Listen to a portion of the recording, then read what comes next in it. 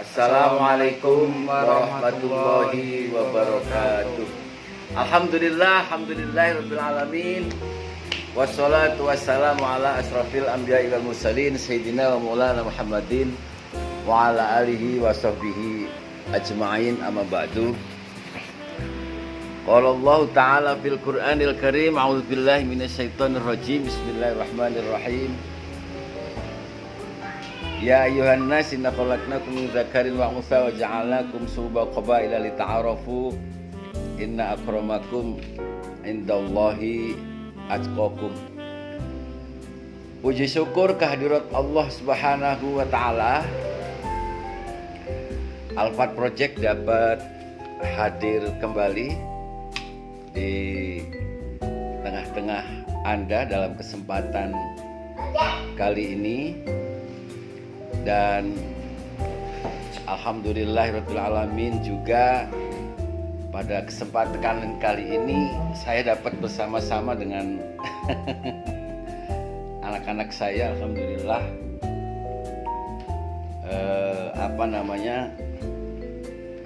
meski sesungguhnya kebetulan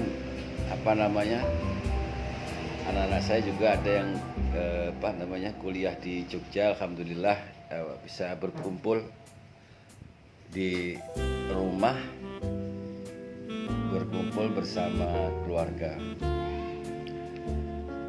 Saya ingat dengan hadis Nabi, bismillahirrahmanirrahim.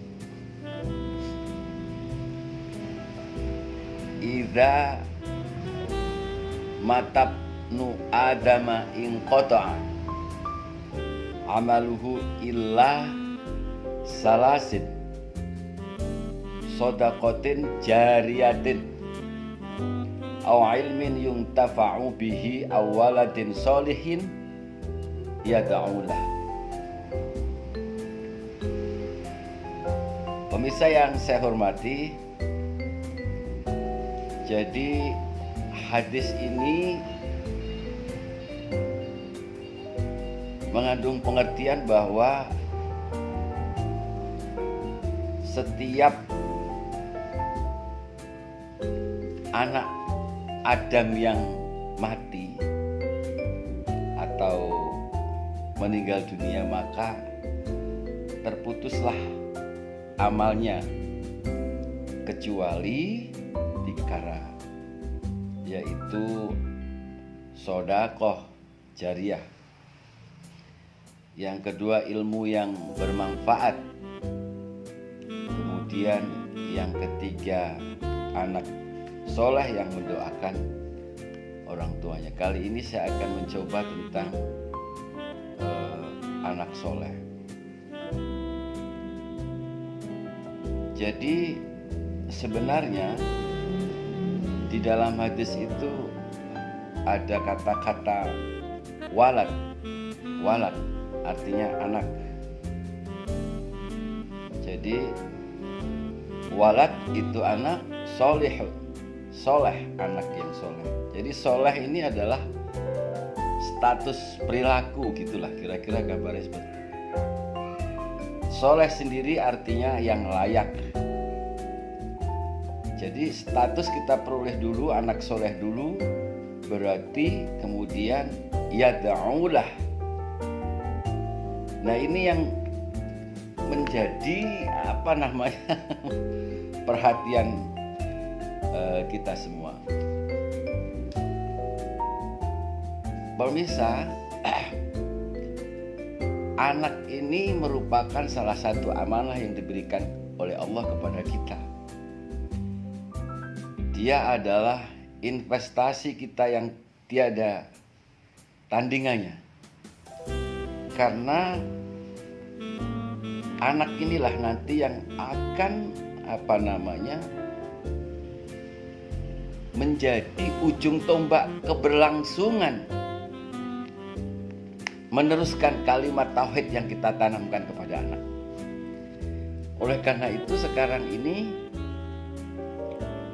bahagia sekali, banyak orang tua kita sudah mulai punya pandangan yang luar biasa, punya anak yang soleh dan soleha, ini luar biasa. Ini sebenarnya yang perlu menjadi perhatian kita bersama.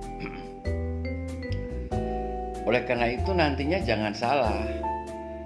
Jadi kalau kita punya anak, kita pondokkan, kita santrikan, kita sekolahkan di madrasah ibtidaiyah, madrasah sanawiyah, madrasah aliyah. Mereka memperoleh ilmu tentang umum, juga ilmu tentang agama yang menjadi dasar pengetahuan tentang kalimat tauhid itu. Ada banyak tradisi di kita biasanya suka latah di dalam bilang kepada anak, awas kamu anak, jangan bantah sama orang tua, nanti kamu kualat gitu. Ini juga sebenarnya tidak seluruhnya benar. Tidak seluruhnya benar. Karena begini, karena anak itu masih berstatus sebagai mukallaf. Anak itu masih berstatus sebagai mukallaf, tidak terbebani oleh hukum syariat. Jadi dia tidak punya dosa dan belum kena hukum. Karena status anak itu masih mukallaf, tidak terbebani oleh hukum syariat, tidak punya dosa dan belum kena hukum. Jadi ya tidak ada istilah kualat gitu. Pemirsa yang saya hormati, menarik sekali ketika kita bicarakan tentang anak soleh ini.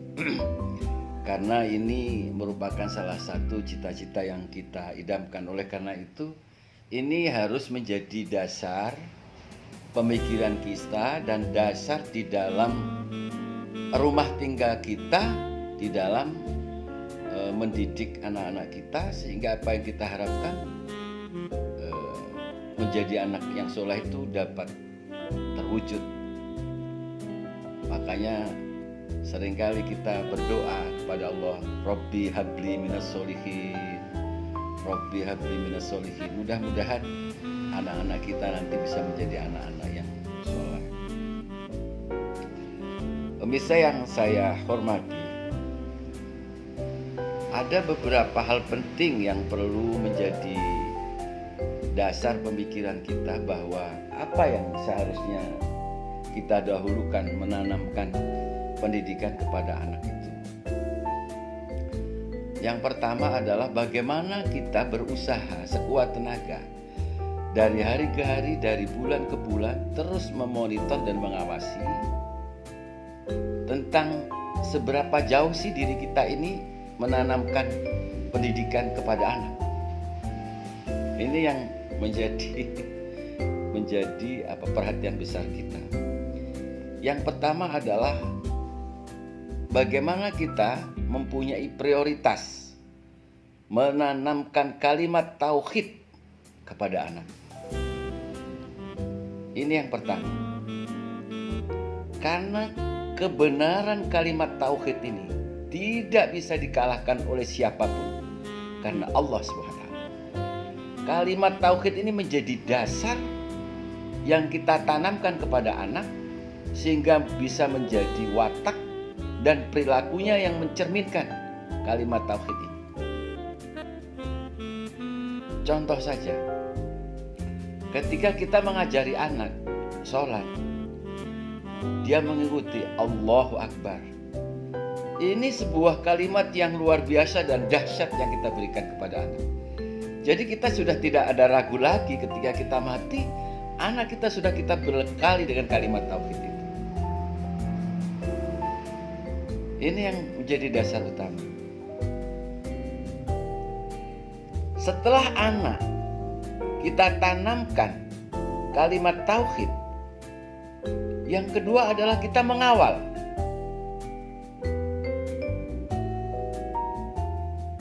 kalimat tauhid yang kita tanamkan kepada anak itu kita kawal terus supaya bisa tumbuh dan berkembang menjadi keyakinan di dalam diri anak. Termasuk kebenaran-kebenaran lain yang kita tanamkan kepada anak. Oleh karena itu, sepanjang kita tanamkan kalimat tauhid kepada anak dan kebenaran-kebenaran Islam lainnya, kita wajib mengawalnya. Oleh karena itu, dia anak harus kita jadikan prioritas utama. Jangan sampai ketika kita menanamkan kalimat tauhid kepada anak dan kebenaran Islam lainnya kepada anak, kemudian kita menjadi figur yang tidak disenangi, tidak dikagumi oleh anak. Ini nanti bisa juga mengkhawatirkan. Contoh, anak terlalu kita kekang. Begini nggak boleh, begitu nggak boleh, harus begana, harus begini. Akhirnya anak menjadi kecewa. Ini tugas kita untuk mengawal kalimat tauhid tadi. Sepanjang kita mengawal kalimat tauhid dan kebenaran Islam yang kita tanamkan kepada anak, ikuti apa yang anak minta. Bukan kita manja, bukan. Minta ke mall, ayo kita ajak ke mall. Minta sepeda, kita beliin sepeda sepanjang kita mampu. Intinya kita buat senang anak kita itu. Kita buat punya kepercayaan yang tinggi terhadap kita, anak tersebut, sehingga dia sampai tumbuh dan dewasa. Apalagi yang kita tanamkan itu adalah tadi itu, kalimat tauhid, kalimat thayyibah, Allahu Akbar. Ini dahsyat sekali. Ini pentingnya kita. Jangan sampai pada saat yang sama kita menanamkan kalimat tauhid dan kebenaran Islamnya kepada anak, tetapi pada saat yang sama kita terlalu mengekang dia, sehingga kita punya kekhawatiran nanti jadi tidak suka dengan kita. Nah, ini yang harus kita pikirkan. Ini bisa jadi ya, ini cerita. Pada saat Nabi Muhammad SAW sholat, Hasan dan Husain itu sering numpak di Nabi pada saat sholat. Nabi tidak marah. Nabi senang. Kadang kebiasaan kita ada anak kecil yang lagi di masjid, ya kan, rame, kita marah-marah. Janganlah. Usahakan kita jangan marah di depan anak kecil. Kita usahakan kita beri kelonggaran kepada anak untuk berekspresi terhadap apa yang dia inginkan ketika memang itu sedang umurnya lagi bermain. Tetapi kita mengawal dan meyakinkan bahwa kalimat tauhid yang kita tanamkan kepada anak itu terus tumbuh dan berkembang di dalam diri anak itu. Ini artinya apa? Ini kita sekaligus menjamin bagaimana kalimat thayyibah, Allahu Akbar, dan tauhid yang kita tanamkan itu kepada anak itu menjadi sesuatu yang spesial, menjadi sesuatu yang istimewa.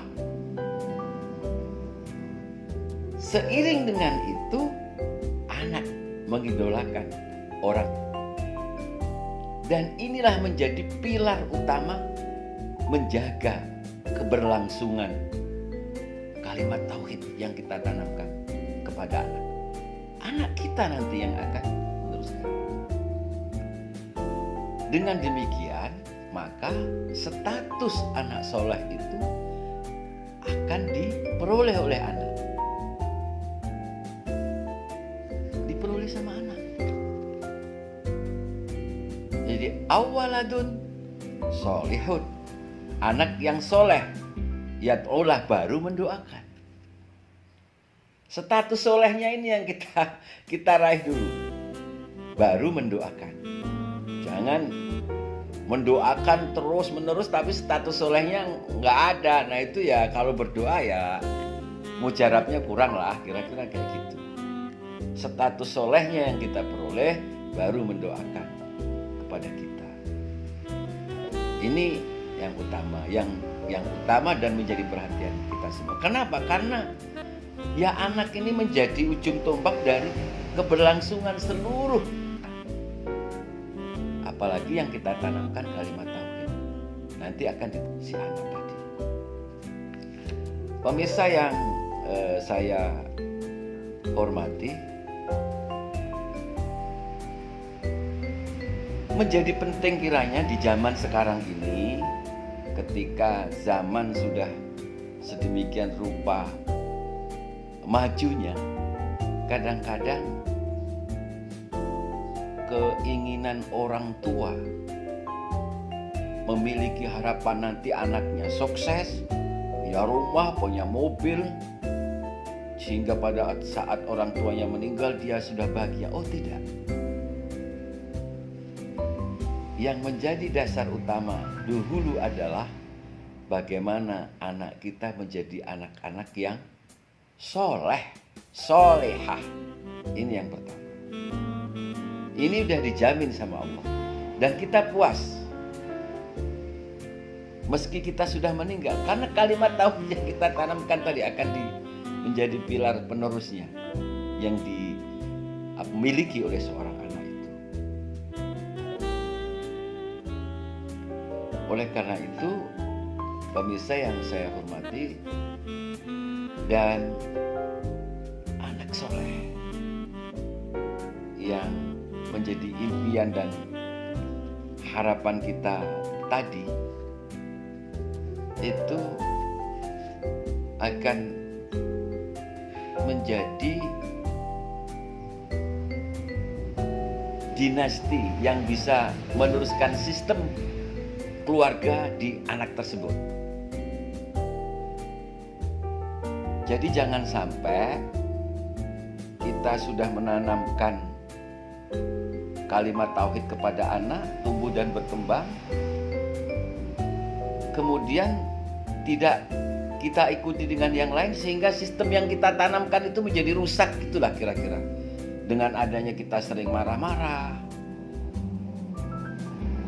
naik motor nggak boleh, ngelihat TV nggak boleh, harus ini, harus itu, kita kekeng, sehingga anak sulit untuk menemukan apa yang kita tanamkan, justru malah merusak tatanan sistem yang sudah kita bangun. Nah, oleh karena itu, mari kita bersama-sama berusaha untuk menjaga ini semua. Anak yang soleh tentu ya ada tingkatannya. Ada yang anak soleh tapi nakal, masih ada. Tetapi sepanjang dia bisa ngaji, bisa sholat, beribadah kepada Allah, makanya nanti ya dijamin oleh surga. Walaupun kita menanamkan kalimat tauhid kepada anak sehingga dia jadi anak yang soleh, kemudian cucunya ada yang nakal, anak cicitnya dia nakal, itu kita masih masuk surga. Tetapi tidak kalau mbahnya masuk surga, cucunya juga gabung di situ. Enggak, ini sesuai tingkatannya masing-masing. Oleh karena itu, pemirsa, ayolah kita ini bersama-sama mendahulukan kita untuk memiliki anak yang soleh. Dan jangan juga kita terprovokasi oleh zaman yang sudah sedemikian maju ini, sehingga kita memiliki harapan anak yang berlebihan. Nanti anakku harus sarjana, harus kuliah, harus punya mobil, harus punya rumah, punya pekerjaan, bisa menghidupi ini. Kita terprovokasi itu sehingga kita lupa dengan segala-galanya, termasuk lupa akan harapan kita memiliki anak yang soleh tadi. Nah, oleh karena itu, ayo kita bersama dan mengajak kepada yang lain untuk sama-sama berpikir bagi kita semua yang punya anak untuk senantiasa mendahulukan itu dan mulai mengurangi rasa marah lah, terhadap anak-anak kita, suka gebuk, justru malah kita nanti yang bisa kualat dengan anak itu. Ya, jadi kita tanamkan kalimat thayyibah, kalimat tauhid kepada anak, tetapi juga harus kita ikuti perkembangannya. Jangan sampai pada saat yang sama malah kita sering marah-marah, gak karu-karuan, sehingga malah justru merusak sistem yang sudah kita bangun ini. Mudah-mudahan kita semua diberikan kemudahan, kelancaran di dalam kita mendidik anak, menanamkan kalimat tauhid kepada anak-anak kita, senantiasa mendapat taufik dan ridho dari Allah SWT, sehingga anak-anak kita nantinya bisa menjadi anak-anak yang soleh-solehah, dan kita mati menjadi bangga karena dialah nanti yang akan meneruskan, menjadi ujung tombak, pilar penerus kalimat tauhid. Kemudian anak-anak kita mendoakan kita semua. Karena apa? Ingat, yang namanya hari kiamat, ketika kita sudah dihadapkan dengan Allah, status kita mukmin, maka seluruh amal ibadah kita, termasuk anak-anak kita yang soleh, akan diterima oleh Allah Subhanahu wa Ta'ala. Demikian yang dapat saya sampaikan. Mudah-mudahan ini ada berkahnya. Wassalamualaikum warahmatullahi wabarakatuh.